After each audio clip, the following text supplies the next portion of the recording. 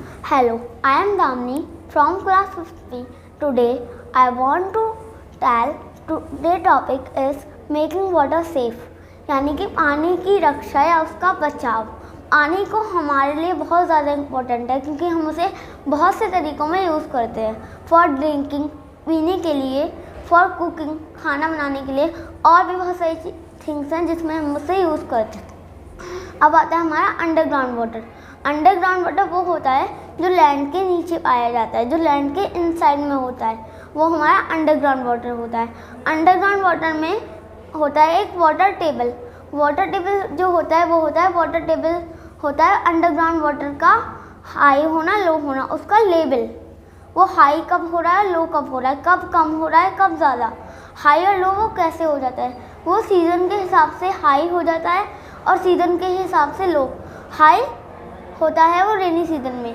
Rainy season में high इसलिए हो जाता है क्योंकि वाटर लेवल बहुत ज़्यादा होता है और वेदर में हमारा सन नहीं होता, इतना वेदर हॉट नहीं रह पाता और वाटर इवेपोरेट नहीं हो पाता है, तो ज़्यादा मात्रा में पानी जो रहता है वो लैंड के नीचे चला जाता है, तो वाटर टेबल हाई हो जाता है।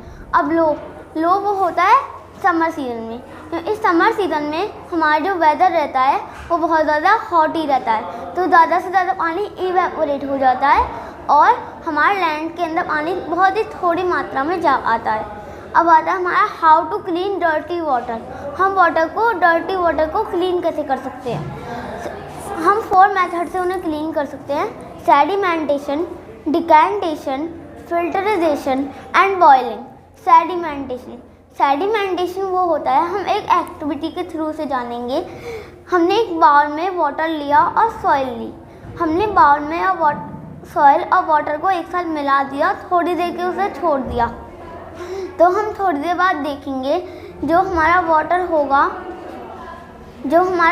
होगा वो ऊपर आ जाएगा और जो हमारी सॉइल होगी वो नीचे चली जाएगी।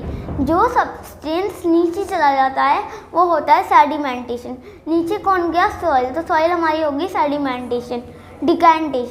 डिकैंटेशन वो होता है जो हमने सेडिमेंट करके क्लियर वाटर पाया उसको दूसरे बाउल में करना, उसको सेपरेट करना होता है डिकैंटेशन।